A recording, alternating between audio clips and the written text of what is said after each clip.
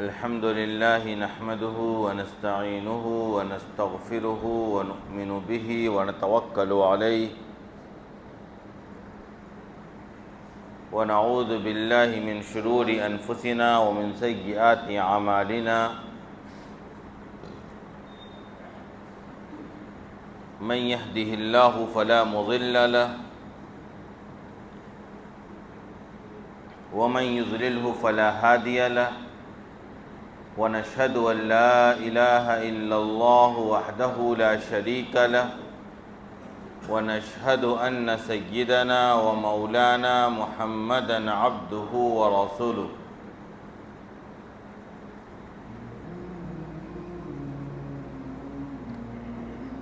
محترم مصلیان کرام، ہم لوگ گزشتہ کئی جمعوں سے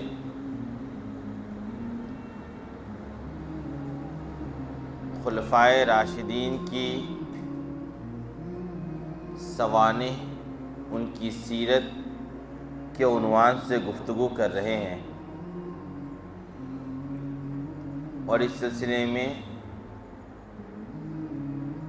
خلیفہ اول، خلیفہ ثانی یعنی حضرت ابوبکر صدیق رضی اللہ تعالی عنہ، حضرت عمر رضی اللہ تعالی عنہ، ان کی حیات طیبہ کے مختلف پہلوؤں کو اجاگر کیا جا چکا، اور اس کے بعد خلیفہ ثالث حضرت عثمان غنی رضی اللہ تعالی عنہ کی سیرت کا بیان چل رہا ہے۔ درمیان میں گزشتہ ہفتے یوم آزادی کی مناسبت سے گفتگو ہوئی، اور اب جو مہینہ چل رہا ہے وہ ہے ربیع الاول کا مہینہ۔ اس مہینے کی مناسبت سے بھی ہم لوگ اور ساری دنیا آپ صلی اللہ علیہ وسلم کا تذکرہ کرتی ہے، آپ کا ذکر خیر عقیدت و محبت کے ساتھ بیان کیا کرتی ہے۔ ہم لوگوں نے بھی گزشتہ سالوں میں اس موقع پر بہت تفصیل سے آپ صلی اللہ علیہ وسلم کی سیرت پر گفتگو کی، آپ لوگوں نے سنی بھی ہے اور وہ ریکارڈ بھی ہے۔ تقریباً 23 ہفتے ہم لوگوں نے آپ صلی اللہ علیہ وسلم کی مبارک سیرت کا تذکرہ کیا ہے۔ تو اصل تو یہی ہے کہ آپ صلی اللہ علیہ وسلم کی حیات طیبہ کو جاننے کے لیے ہمیں آپ صلی اللہ علیہ وسلم کی زندگی پر لکھی ہوئی سیرت کا مطالعہ کرنا چاہیے، بلکہ اپنی روزمرہ زندگی کا ایک حصہ بنا لینا چاہیے کہ ہم کچھ نہ کچھ آپ صلی اللہ علیہ وسلم کے بارے میں ضرور پڑھیں گے یا ضرور اپنی مجلسوں میں ان کا تذکرہ کریں گے۔ ایک علی گڑھ کے پروفیسر ہیں، پچھلے دنوں یہاں آئے تھے دھنباد، وہ کہنے لگے 30-40 سال گزر گیا، آج بھی میرا کوئی دن ایسا نہیں گزرتا ہے کہ میں سیرت طیبہ سے متعلق کچھ نہ کچھ نہ پڑھوں۔ یعنی روزانہ کا معمول ہے کہ چند صفحات ہی صحیح آپ صلی اللہ علیہ وسلم کا تذکرہ، آپ کی سیرت کا مطالعہ ضرور کرو۔ تو آپ صلی اللہ علیہ وسلم کو جو مبعوث کیا گیا وہ صرف ایک خاص مہینے یا ایک خاص دن کے لیے مبعوث نہیں کیا گیا، آپ کو رہتی دنیا تک کے لیے نبی بنا کر بھیجا گیا، اور دنیا کے اندر بسنے والی ہر قوم، ہر زبان بولنے والے لوگ، ہر طرح کے افراد کے لیے آپ کو نبی بنا کر بھیجا گیا، اور آپ کی زندگی آئیڈیل اور نمونہ بنائی گئی، اور آپ کی زندگی کو اپنانے کا، آپ کی سنت کو اپنی زندگی میں زندہ کرنے کا ہمیں اور آپ کو حکم دیا گیا، اور یہ کہا گیا کہ جو اللہ اس کے رسول کی اطاعت کرے گا وہی کامیابی حاصل کرے گا۔ باضابطہ یا ایھا الذین آمنوا اطیعوا اللہ واطیعوا الرسول کہہ کے حکم دے دیا گیا باضابطہ امر کا صیغہ لا کر کہ اللہ کے اور اللہ کے رسول کی اطاعت کرو۔ تو حقیقت یہی ہے کہ آپ صلی اللہ علیہ وسلم کی ذات ایسی ہے کہ آپ کا تذکرہ انسان اپنی زندگی میں مسلسل کرے، ہمیشہ کرے، ہمیشہ آپ کو اپنے مطالعے میں رکھے، ہمیشہ آپ کی زندگی مسلمانوں کے نگاہوں کے سامنے موجود ہو۔ لیکن خاص طور پر چونکہ ربیع الاول کے مہینے کو یہ مناسبت حاصل ہے کہ اسی مہینے میں آپ صلی اللہ علیہ وسلم نے ہجرت کی، آپ کی پیدائش ہوئی، آپ کی وفات کا واقعہ بھی اسی مہینے میں پیش آیا، اس لیے خاص طور پر لوگ اس مہینے میں آپ صلی اللہ علیہ وسلم کا مبارک تذکرہ کیا کرتے ہیں۔ تو میں نے آپ کو بتلایا کہ ایک تو ہم لوگوں نے بہت تفصیل سے تذکرہ کیا اور وہ حق ادا نہیں ہوا۔ حق تو یہ ہے کہ پوری زندگی انسان رسول اللہ کا تذکرہ کرتے رہے، وہ بھی کم ہے۔ آپ صلی اللہ علیہ وسلم کی ذات اقدس ایسی ہے کہ انسان پوری زندگی آپ کا تذکرہ کرتے رہے، آپ کا ذکر خیر اپنی زبان پہ جاری رکھے، وہ بھی کیا ہے؟ کم ہے۔ پھر بھی جو ہوتا ہے بندوں سے اس کا ہی بندہ مکلف ہے، اور مکلف ہونے کے اعتبار سے ہی بندوں کو کسی بھی کام کے کرنے یا نہ کرنے کا حکم دیا گیا ہے۔ لہذا ربیع الاول کی مناسبت سے ابھی ہم لوگ باضابطہ سیرت پر گفتگو نہیں کریں گے، کیونکہ میں نے بتلایا کہ ہم لوگ کی گفتگو سیرت خلفائے راشدین پر چل رہی ہے، تو درمیان میں کوئی نہ کوئی موقع آتا ہے۔ اب اگر ہم سلسلہ توڑتے چلے تو آپ بھول جائیں گے کہ اس سے پہلے والے پارٹ میں کیا بات ہوئی تھی، اس لیے کوشش کرتے ہم لوگ کہ پہلے چاروں خلفاء کے متعلق گفتگو ہو جائے۔ اور رہی بات آپ صلی اللہ علیہ وسلم کی تذکرے کا، تو میں نے کہا آپ کو، آپ اپنی زندگی کا 24 گھنٹے زندگی کا ایک معمول بنا لیجئے کہ مجھے کچھ وقت نکال کر آپ صلی اللہ علیہ وسلم کو پڑھنا ہے، آپ کو جاننا ہے، آپ کی زندگی کا مطالعہ کرنا ہے، آپ کی بیان کی ہوئی احادیث کو جاننا اور سمجھنا ہے۔ اور ہم لوگوں نے خود اس مسجد کے اندر باضابطہ درس قرآن کی تکمیل کے بعد درس حدیث کا آغاز کیا ہے۔ ہفتے میں 3 دن منگل، بدھ اور جمعرات کے دن فجر کے بعد ہم لوگ حدیث پر ہی گفتگو کر رہے ہیں۔ تو اگر آپ اس مجلس میں آئیں گے تو آپ کا تعلق، آپ کی عقیدت اور بڑھے گی جب آپ کے سامنے آپ صلی اللہ علیہ وسلم کا تذکرہ بار بار ہوگا، آپ کی ارشادات آپ کے سامنے جب بار بار بیان کی جائے گی۔ تو آپ سے تو ہمارا تعلق اس درجے کا ہے کہ ایک مومن آپ صلی اللہ علیہ وسلم سے محبت کے بغیر مومن ہی نہیں ہو سکتا ہے، آپ کے تذکرے کے بغیر اس کی زندگی کامل ہی نہیں ہو سکتی ہے۔ لہذا آپ صلی اللہ علیہ وسلم کو تو ہمیں اپنی زندگی کا بالکل ایک جزء بنا لینا چاہیے، آپ کے تذکرے کو۔ جس طرح سے ہماری زندگی میں جن چیزوں کو ہم ضروری سمجھتے ہیں اس سے بڑھ کر ہم ضروری سمجھے کس کو؟ آپ صلی اللہ علیہ وسلم کے تذکرہ کرنے کو، آپ پر درود پڑھنے کو، آپ کا مبارک تذکرہ لوگوں کے درمیان بیان کرنے کو۔ یہ ہماری زندگی کا ایک لازمی حصہ، لازمی عنصر ہونا چاہیے۔ بہرحال ہم لوگ اپنے گزشتہ موضوع کی طرف منتقل ہوتے ہیں۔ بات چل رہی تھی حضرت عثمان غنی رضی اللہ تعالیٰ عنہ کی زندگی سے متعلق۔ آپ کے بہت سے فضائل کا تذکرہ کیا گیا، آپ کی ابتدائی زندگی کا تذکرہ کیا گیا، آپ کی ایمان لانے کے واقعات بیان کیے گئے، ایمان کے بعد آپ نے 2 مرتبہ ہجرت کی، وہ تذکرہ کیا گیا۔ آپ صلی اللہ علیہ وسلم کی 2 بیٹیاں آپ کے نکاح میں گئیں، اور یہ خصوصیت دنیا میں کسی انسان کو حاصل نہیں ہے کہ اس کے نکاح میں کسی نبی کی 2 بیٹیاں آئی ہوں۔ یہ فضیلت اور یہ خاص مقام صرف اور صرف حضرت عثمان غنی رضی اللہ تعالیٰ عنہ کو حاصل تھا، یہ بھی آپ کو بتلایا گیا۔ صلح حدیبیہ کے موقع پر جب افواہ اڑ گئی کہ حضرت عثمان غنی رضی اللہ تعالیٰ عنہ کا قتل ہو گیا، تو اس کے بعد آپ نے جو بیعت کی، اور اس بیعت پر اللہ تبارک و تعالیٰ نے جو اپنی خوشنودی کو قرآنی آیات کے ذریعے نازل کیا، اور حضرت عثمان غنی رضی اللہ تعالیٰ عنہ کا ایک مقام دنیا کو معلوم چلا کہ آپ صلی اللہ علیہ وسلم نے اپنے ہاتھ کو عثمان کا ہاتھ قرار دیا اور کہا کہ یہ دوسرا ہاتھ میرا عثمان کی طرف سے ہے، کہ وہ بھی اس پوری بات پر بیعت لیتے ہیں، یہ عہد کرتے ہیں جو عہد ہوا تھا اس موقع پر۔ حضرت عثمان غنی رضی اللہ تعالیٰ عنہ تیسرے خلیفہ بنائے گئے۔ ایک روایت میں بیان کر دے رہا ہوں، پھر آخری میں وہ روایت کا تذکرہ پھر سے ہوگا۔ جب مسلمان مدینہ منورہ ہجرت کر کے آئے تھے تو مدینہ منورہ کا پانی مسلمانوں کو موافق نہیں آ رہا تھا، یعنی کسی کنویں کا، کسی چشمے کا کوئی میٹھا پانی ایسا نہیں تھا جو ان کی طبیعت سے کے لیے بھلی معلوم ہو اور ان کی طبیعت اچھی رہے۔ اکثر لوگوں کو پیٹ کی شکایت، کچھ نہ کچھ بیماریاں ہونی لگیں۔ اس موقع پر مدینہ منورہ سے تھوڑا ہٹ کر، آج کا مدینہ منورہ آپ تصور میں لائیں گے تو ان واقعات کو سمجھ نہیں پائیں گے۔ اس وقت مدینہ منورہ ایک چھوٹے سے گاؤں کی شکل میں تھا، 9 مسجدیں تھیں مدینہ منورہ کے اندر، چند ہزار لوگوں کی آبادیاں رہا کرتی تھی۔ اس کے بعد باہر کا علاقہ تھا۔ آج تو لگتا ہے کہ مدینہ جیسا شہر ہی نہیں دنیا کے اندر کوئی، اتنا وسیع اور اتنا خوبصورت ترین شہر اس کو بنا دیا گیا ہے۔ بہرحال مدینہ سے باہر ایک کنواں تھا میٹھے پانی کا، اس کنواں کا نام تھا روما، بیر روما۔ بیر مانے عربی زبان میں کنواں کو کہتے ہیں۔ تو بیر روما کہاں تھا؟ مدینہ کے باہر، اور وہ ملکیت تھی یہودی کی۔ اور یہودی یہ کیا کرتا تھا کہ اچھی خاصی قیمت لے کر مسلمانوں کو اس کنویں سے پانی استعمال کرنے کی اجازت دیا کرتا تھا۔ آپ صلی اللہ علیہ وسلم نے ارشاد فرمایا، کیا کوئی ہے، جیسے میں نے آپ کو بتلایا پہلے بھی کہ عثمان غنی رضی اللہ تعالیٰ عنہ کو اللہ نے مال و دولت سے نوازا تھا، طبیعت کے اندر سخاوت کوٹ کوٹ کر بھری پڑی تھی۔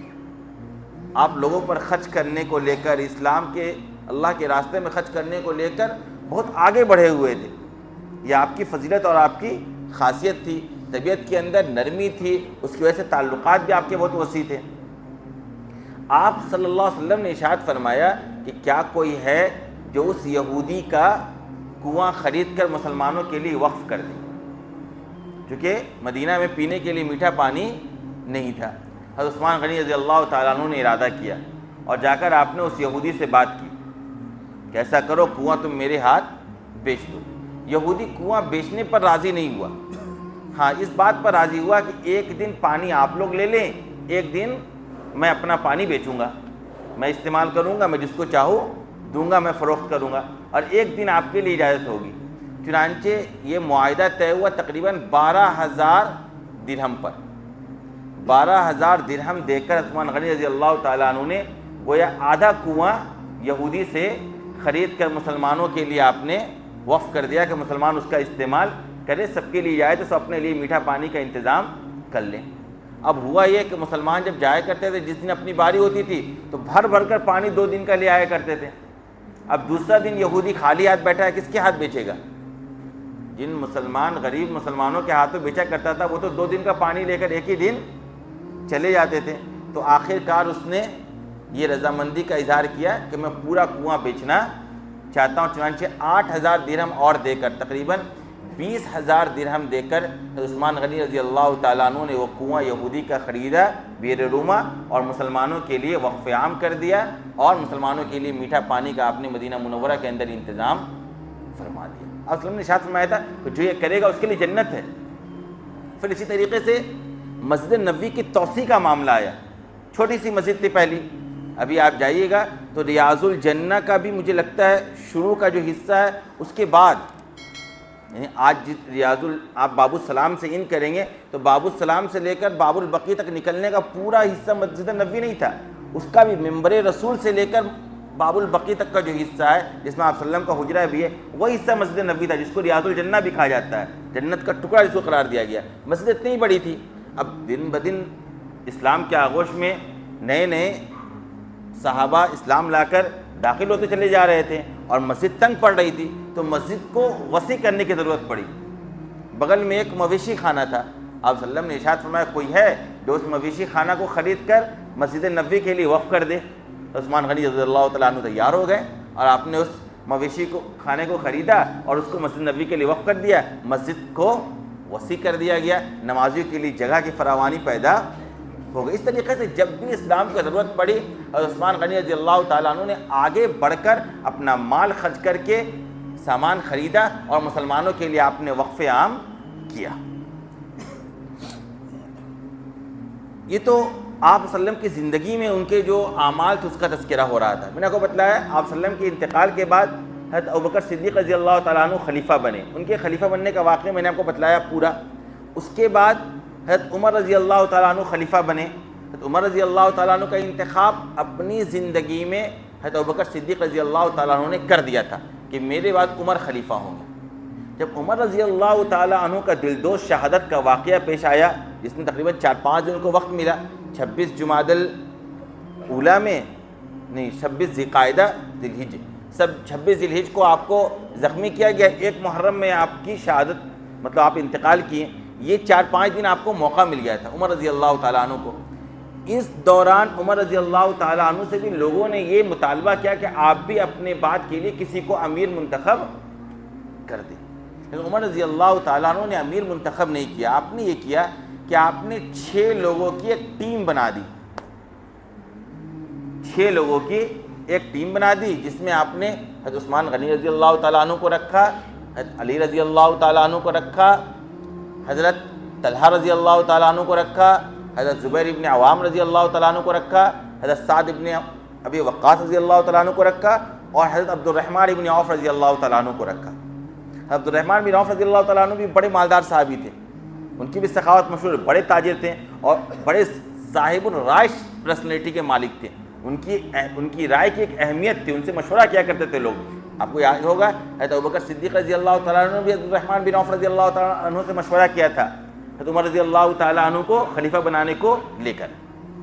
چنانچہ حضرت عمر رضی اللہ تعالیٰ عنہ نے ان 6 لوگوں کی ایک ٹیم بنا دی اور کہا ان 6 لوگوں میں سے جس کو چاہے یہ لوگ آپس میں مشورہ کر کے کسی ایک کو اپنا امیر منتخب کر لیں، اور یہ کہا کہ میرا جو بیٹا ہے عبداللہ ابن عمر اس کو بھی آپ لوگ ٹیم میں شامل رکھیے، لیکن امارت سے اس کو کوئی سروکار نہیں ہوگی، اس کو امیر نہیں بنایا جائے گا، اس کو زمامی اقتدار نہیں سونپا جائے گا، ہاں اس سے مشورہ لیا جائے گا۔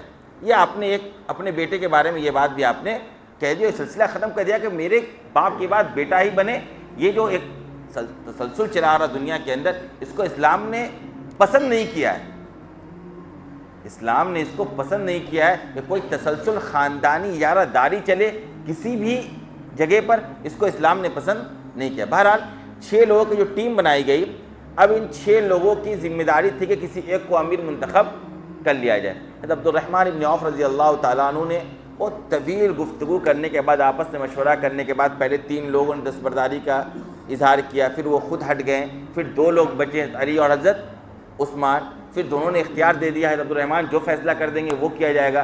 پھر عبد الرحمن بن عوف رضی اللہ تعالیٰ عنہ نے پورے مدینہ منورہ کے اندر مشورہ کیا، لوگوں سے ملے، گورنروں سے ملے، اور ایک طویل مشورہ کرنے کے بعد، ایک طویل باہمی اتحاد بنا لینے کے بعد آخر میں یہ فیصلہ ہوا حضرت عثمان غنی رضی اللہ تعالیٰ عنہ کو آپ صلی اللہ علیہ وسلم کا تیسرا جانشین مقرر کیا جائے گا۔ اس طریقے سے حضرت عثمان غنی رضی اللہ تعالیٰ عنہ اس امت کے تیسرے خلیفہ راشد کے طور پر منتخب کیے گئے۔ حضرت ابوبکر صدیق رضی اللہ تعالیٰ عنہ کا دور خلافت 200 سال، حضرت عمر رضی اللہ تعالیٰ عنہ کا دور خلافت 10 سال، حضرت عثمان غنی رضی اللہ تعالیٰ عنہ کا دور خلافت تقریباً 12 سال رہا۔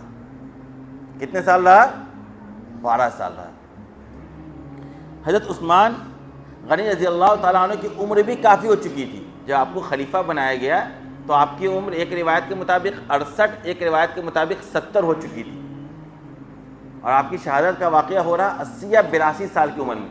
تو یہ جو عمر کا یہ پڑاؤ تھا، یعنی 70 کے بعد کا یہ عمر کے پڑاؤ میں آپ مدینہ کے مسلمانوں کے امیر منتخب کیے گئے، اور اس کے بعد مسلمانوں کی پوری قیادت آپ نے ایسے کی کہ اسلامی فتوحات کا دائرہ وسیع سے وسیع تر ہوتا چلا گیا۔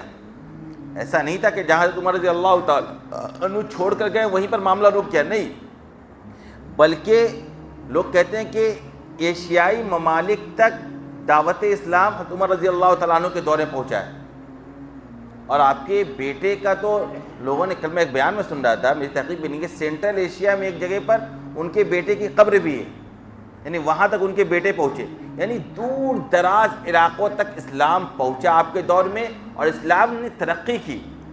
اسلام کا جو پورا فوجی نظام تھا وہ بہت مضبوط ہوا، بلکہ آپ ہی کے دور خلافت میں پہلی مرتبہ نیوی جو جہاز یوز کرتی ہے نا، پانی جہاز، وہ بنانے کا کام بھی آپ نے شروع کروایا اپنے دور اقتدار میں۔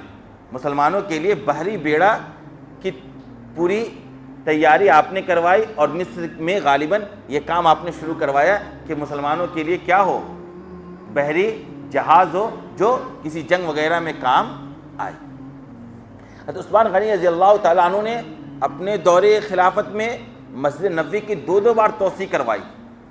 آپ جائیں گے ابھی تو آپ اگر تھوڑا تلاش کریں گے تو آپ کو مل جائے گا کہاں تک حضرت عثمان غنی رضی اللہ تعالیٰ عنہ نے توسیع کروائی ہے، یعنی پلر پر لکھا ہوا ہے مسجد نبوی میں۔ پھر اس کے بعد جب ترک لوگوں کی خلافت آئی، ان لوگوں نے کہاں تک کروائی ہے مسجد نبوی کی توسیع، یعنی جیسی جیسی توسیع جن بادشاہوں نے کروائی ہے مسجد نبوی کی، وہ جہاں تک ہے وہاں پر پلر میں اوپر میں لکھا ہوا ہے، آج بھی لکھا ہوا ہے باضابطہ، وہ مارک کیا ہوا کہ یہاں تک ان کی توسیع۔ حضرت عثمان غنی رضی اللہ تعالیٰ عنہ نے 2 مرتبہ مسجد نبوی کی توسیع کروائی، تزئین کاری کروائی، اوپر جو کھجور کا چھپر پڑا ہوا تھا اس کو ہٹا کر آپ نے ساگوان کی لکڑی لگوائی، حرم کی بھی توسیع کروائی، مسجد الحرام کی بھی آپ نے مکہ مکرمہ میں توسیع کروائی، مؤذنین کے لیے آپ نے بہترین انتظام فرمایا، وظائف کا آپ نے بہترین انتظام فرمایا، یعنی آپ کے دور اقتدار میں مسلمان آگے بڑھتی چلی گئی، مسلمانوں کی طاقت اور قوت کے اندر اضافہ ہوتا چلا گیا۔ لیکن یہ سارا معاملہ رہا 6-8 سال ہی۔ عثمان غنی رضی اللہ تعالیٰ عنہ کا دور خلافت میں نے کتنے سال بتایا آپ کو؟ 12 سال۔ یہ سارا معاملہ رہا 6-8 سال ہی۔ اس کے بعد ہی مسلمانوں ہی کے درمیان سے کچھ منافقین کھڑے ہوئے اور انہوں نے فتنے کا بازار گرم کرنا شروع کیا۔ مصر کے اندر کچھ بغاوت شروع ہوئی، کوفہ کے اندر کچھ بغاوت شروع ہوئی، بصرہ کے اندر کچھ بغاوت شروع ہوئی، اور عبداللہ ابن سبا منافق نے باضابطہ گروہ بندی کی، لوگوں کو جمع کیا، باغیوں کی پوری ایک ٹیم تیار کی، اور طرح طرح کے الزامات عثمان غنی رضی اللہ تعالیٰ عنہ کی ذات اقدس پر لگانا شروع کر۔ حالانکہ حقیقت یہ عثمان غنی رضی اللہ تعالیٰ عنہ کی کیا شخصیت تھی، آپ اس کو بہتر طریقے سے ان کی ماضی کی زندگی سے جان سکتے ہیں۔ عثمان غنی رضی اللہ تعالیٰ عنہ کو آپ وسلم نے 2 مرتبہ اپنا داماد بنایا۔ میں نے آپ کو پہلے بھی کہا تھا کہ داماد آدمی کسی ایرے گیرا کو نہیں بناتا ہے۔ کسی بھی چیز کے انتخاب میں انسان غفلت اور لاپرواہی سے فیصلہ کر لے، لیکن داماد بنانے میں انسان کبھی غفلت اور لاپرواہی سے فیصلہ نہیں کرتا ہے۔ کسی کو داماد بناتا ہے تو اس کی شخصیت کا، اس کے دل کے اندر ایک عظمت، ایک احترام ہوتا ہے۔ تو آپ صلی اللہ علیہ وسلم نے جس شخص کو 2 مرتبہ داماد بنایا، ان کا کیا مقام و مرتبہ ہوگا آپ اس سے اندازہ لگا سکتے ہیں۔ اس کے باوجود الزام لگانے والوں نے الزام لگایا، طرح طرح کے الزامات لگائے۔ جیسے یہ لگایا چونکہ وہ بنو امیہ میں سے تھے، قبائلی تعصب پھیلایا لوگوں نے کہ بنو امیہ کے لوگوں کو زیادہ آپ نے ملازمت میں رکھا اور گورنر بنایا اور اقتدار میں اور حکومت میں شامل کیا، اس طرح کا الزام لگایا۔ حالانکہ وہ فیصلہ کیا کرتے تھے میرٹ کی بنیاد پر، ناانصافی کا تصور نہیں کیا جا سکتا ہے خلیفہ راشد سے، یہ بات سمجھنے کی۔ لیکن منافقوں نے کیا اور ایسی بغاوت کی کہ آخرکار یہی بغاوت کا پورا جھنڈا لے کر یہ لوگ پہنچ گئے مدینہ منورہ۔ حضرت عثمان غنی رضی اللہ تعالیٰ عنہ اپنے گھر میں تھے اور حج کا موقع تھا۔ ان لوگوں نے موقع یہی تلاش کیا کہ حج کا موقع ہے، لوگ تو جا رہے ہوں گے کہاں، مدینہ خالی ہوگا، سب لوگ مکہ کی طرف کوچ کر چکے ہوں گے، تو ہمیں موقع مل جائے گا کچھ بھی کرنا ہے۔ تو ان لوگوں نے پوری گروہ بندی کی اور آ کر یہ لوگ مدینہ منورہ میں ان لوگوں نے اپنا بیڑا ڈالا، اور حضرت علی رضی اللہ تعالیٰ عنہ سے، حضرت طلحہ رضی اللہ تعالیٰ عنہ سے، حضرت زبیر ابن عوام رضی اللہ تعالیٰ عنہ سے ان لوگوں نے گفتگو کی۔ لوگ چاہتے تھے کہ کچھ صحابہ کرام ہمارے ساتھ آ جائیں، حالانکہ سب مفسدوں کی جماعت تھی، سب فتنہ پردازوں کی جماعت تھی، لیکن لوگوں نے کوشش کی کچھ آئے، لیکن کوئی صحابی، کوئی اکابر صحابی نے ان کا ساتھ نہیں دیا، لیکن یہ لوگ مانے نہیں، اور ان لوگوں نے باضابطہ آ کر عثمان غنی رضی اللہ تعالیٰ عنہ اور مسجد نبوی کا محاصرہ کر لیا، اپنے گھیرے میں لے لیا، اور یہ حالت ہو گئی کہ 40 دن تک کھانا اور پانی نہیں پہنچا۔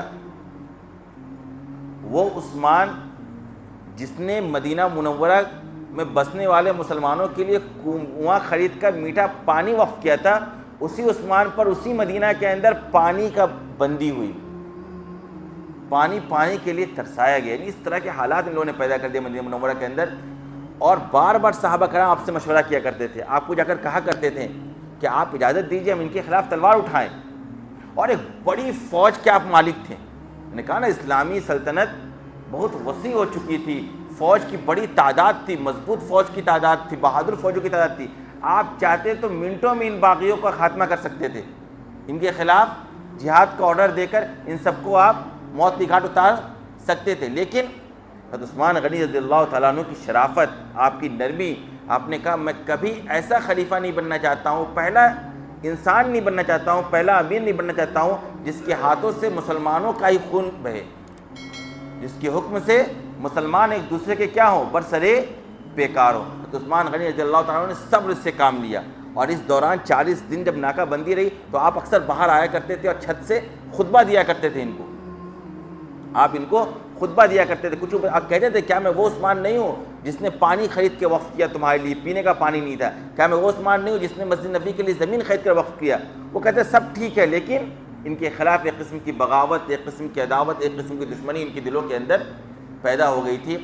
حضرت عثمان غنی رضی اللہ تعالیٰ نے کہا تھا ان کو، دیکھو اگر میری تباہی ہو گئی، میری شہادت ہو گئی، اس کے بعد پھر کبھی مسلمانوں کے لیے نقطہ اتحاد نہیں رہے گا. اور حقیقت یہی ہے، عثمان غنی رضی اللہ تعالیٰ عنہ کی شہادت کا جو واقعہ وہ کربلا سے کم نہیں ہے. کربلا کی شہادت کے واقعے سے کوئی کم واقعہ نہیں ہے عثمان غنی رضی اللہ تعالیٰ عنہ. اور حقیقت یہ کہ عثمان غنی رضی اللہ تعالیٰ عنہ کی شہادت کے بعد آج تک مسلمانوں میں کبھی اتحاد پیدا نہیں ہو پایا، کبھی اتفاق پیدا نہیں ہو پایا. مسلمان ایک دوسرے کے خلاف تلوار لیے کھڑے ہیں دنیا بھر میں. ایسا فتنے کا دروازہ کھلا کہ آج تک وہ بند نہیں ہوا. جب لوگوں نے بار بار کہا عثمان غنی رضی اللہ عنہ کو کہ آپ کیا کیجئے، ہمیں اجازت دیجئے، تو آپ نے کہا نہیں، مجھے آپ صلی اللہ علیہ وسلم نے یہ حکم دیا ہے. مجھے آپ نے ایک مرتبہ بلا کر کہا تھا کہ دیکھو اللہ تبارک و تعالیٰ تمہیں یہ خلافت کا خلعت جوڑا پہنائے گا، اور کچھ لوگ اس قمیص کو تمہارے جسم سے اتارنے کی کوشش کریں گے، تم اترنے مت دینا اور تم صبر سے کام لو. یہ نصیحت تھی ان کو. اسی نصیحت پر عمل کرتے ہوئے آپ نے ان باغیوں کے خلاف تلوار اٹھانے کا حکم نہیں دیا. آخرکار ان لوگوں نے 40 دن کے محاصرے کے بعد دروازہ توڑ کر یہ لوگ اندر گھسے اور بہت بے دردی کے ساتھ جمعہ کا دن روزے کی حالت میں، عصر کا وقت، قرآن شریف سامنے اور قرآن کریم کی بھی جو آیت کھلی ہوئی تھی، جو صفحہ کھلا ہوا تھا، ان لوگوں نے جب بے دردی سے عثمان غنی رضی اللہ تعالیٰ عنہ کو شہید کیا تو خون کا چھینٹا جا کر جہاں پڑا وہ ٹکڑا تھا فَسَيَكْفِيكَهُمُ اللَّهُ، اللہ ان سے، ان کے لیے آپ کی طرف سے کافی ہوگا، اللہ ان کی پکڑ کرے گا، یہ کوئی ظالم بچ کر بھاگ نہیں پائیں گے. آخرکار ان لوگوں نے جب شہید کیا عثمان غنی رضی اللہ تعالیٰ عنہ کو، جب یہ لوگ داخل ہو رہے تھے تو ان کی بیوی تھی حضرت نائلہ، ان لوگوں نے تلوار چلانی چاہیے تو انہوں نے اپنا ہاتھ آگے کر دیا. ہاتھ آگے کرنے کی وجہ سے 4 انگلیاں کٹی. وہ 4 انگلیاں جو ہے آج ترکی کے ایک عجائب خانے میں موجود ہیں، اور قرآن کا وہ نسخہ بھی لوگوں نے رکھا ہے عجائب خانے میں، جس پر پہلا چھینٹا خون کا حضرت عثمان غنی رضی اللہ تعالیٰ عنہ کی شہادت کا پڑا. بہرحال مسلمانوں نے پہلی مرتبہ، مسلمانوں تھے تو منافق کیا ہوتا ہے، ظاہراً اپنے اسلام کا اظہار کرتا ہے، تھے تو وہ نام کے مسلمان. مسلمانوں نے اپنے خلیفہ کو اپنے ہاتھوں سے قتل کر، یہ اتنا بڑا گناہ ہوا مسلمانوں کے لیے کہ میں نے آپ کو بتلایا آج تک کبھی پھر مسلمانوں کے درمیان اتحاد و اتفاق پیدا نہیں ہو پایا. یہ جو فتنے کا دروازہ ٹوٹا اس کے بعد آج تک دروازہ بند ہونے کا نام نہیں لے رہا.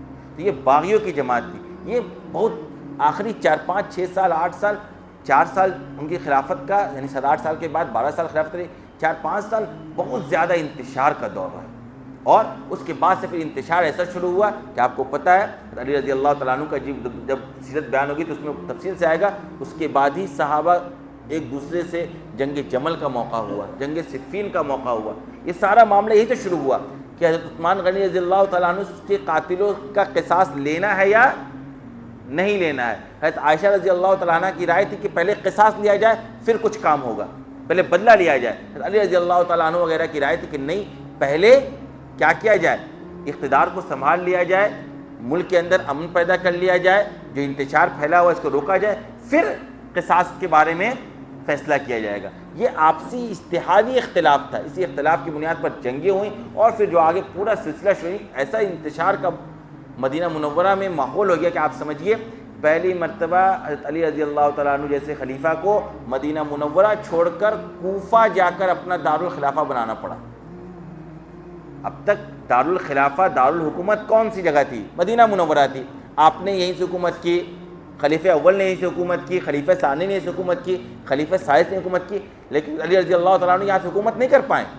یہاں سے ان کو منتقل ہو کر اپنا دارالخلافہ چینج کرنا پڑا اور جا کر کوفہ میں دارالخلافہ نیا بنانا پڑا. پھر وہاں سے سارے معاملات ہوئے. یعنی امیر معاویہ رضی اللہ تعالیٰ عنہ، کبھی اگر موقع ہوا تو ان کی استھتی بیان کی جائے گی، انہوں نے اس موقع پر عثمان غنی رضی اللہ تعالیٰ عنہ کو حکم بھی دیا اور کہا بھی، درخواست بھی کی کہ آپ چلے آئیے میرے پاس، یہاں کوئی کچھ آپ کا نہیں بگاڑ پائے گا. لیکن عثمان غنی رضی اللہ تعالیٰ عنہ کی ہوا حیا، آپ کی شرافت، آپ کی نرم مزاجی اور آپ کی طبیعت کے اندر یہ بات کہ نہیں میں ایسا کام نہیں کرنے والا ہوں جس کی وجہ سے مسلمانوں میں آپس میں کیا ہو، انتشار ہو. لیکن ان لوگوں نے بخشا نہیں. 80-82 سال کے مظلوم مدینہ، شہید مدینہ عثمان غنی رضی اللہ تعالیٰ عنہ کو بے دردی سے شہید کیا. اس کا نتیجہ یہ ہے کہ آج تک امت اس کا نقصان اٹھا رہی ہے. بغاوت کرنا آسان نہیں ہے، باغی بننا، مسلمانوں کی جماعت کے درمیان انتشار پیدا کرنا، اختلاف پیدا کرنا کسی بھی جماعت کے درمیان، وہ چھوٹی سے چھوٹی جماعت ہو، آپ جان لیجئے مسجد کی کمیٹی ہو، محلے کی کمیٹی کی شکل میں ہو، کسی تنظیم کی شکل میں ہو، کسی ادارے کے مینجمنٹ کی شکل میں ہو، اس کے درمیان ان کے اتحاد کو توڑنے کی کوشش کرنا، فتنہ پھیلانے کی کوشش کرنا، بغاوت کرنے کی کوشش کرنا، یہ شدید ترین گناہ ہے. اس کا جو نقصان ہوتا ہے اور بعد والے جو جھیلتے ہیں نا، اس کا اندازہ کوئی نہیں لگا سکتا ہے. آپ دیکھ لیجیے آج بھی ہم کیا دیکھتے ہیں، پچھلے 100-150 سال سے کیا ہو رہا ہے، مسلمان کا خون بہا رہا ہے، مسلمان کے خون کا پیاسا ہے. یہ کیا ہے؟ یہ اس فتنے کی نحوست ہے. عثمان غنی رضی اللہ تعالیٰ عنہ جیسے خلیفہ کو قتل کرنے کا وبال ہے جو آج تک مسلمان جھیل رہا ہے. ہماری بات سمجھ. لہٰذا اتحاد کو ہمیشہ، اتحاد کیسے قائم رہے اس کے لیے ہمیشہ ایک انسان کو کوشاں رہنا چاہیے. ہمارے ساتھ شیطان رہتا ہے نا، ہمارے ذہن و دماغ کے اندر فتنہ بہت جلدی دوڑتا ہے. کوئی ایک آدمی کھڑے ہو کر اختلاف کی بات کرے، کسی کے خلاف بات کرے، ہم فوراً اس کی ہاں میں ہاں ملانے لگتے ہیں. ہمیں مزہ آتا ہے اس میں. ہم چاہتے ہیں کہ ایک ماحول بن جائے اس کے خلاف، ایک ماحول بن جائے فلاں کے خلاف. آپ کو پتہ نہیں، آپ ایک ماحول بنا رہے ہیں، آپ کتنے بڑے گناہ کا وبال اپنے سر لے رہے ہیں، آپ کو اندازہ نہیں ہے. آگے چل کر کوئی بڑا فتنہ پیدا ہو گیا، کوئی انتشار کی صورت پیدا ہو گئی، کوئی آپس میں لڑائی ہو گئی، جنگیں ہو گئی، تو کون ذمہ دار ہوگا اس کا؟ لہذا مسلمانوں کو ہمیشہ اتحاد کے لیے اپنی کوششیں جاری رکھنی چاہیے. اختلاف اور اختلافی گروہ سے ہمیشہ اپنے آپ کو بچانے کی فکر کرنی چاہیے. اللہ تعالیٰ ہم سب کو عمل کی توفیق عطا فرمائے. وآخر دعوانا الحمد للہ.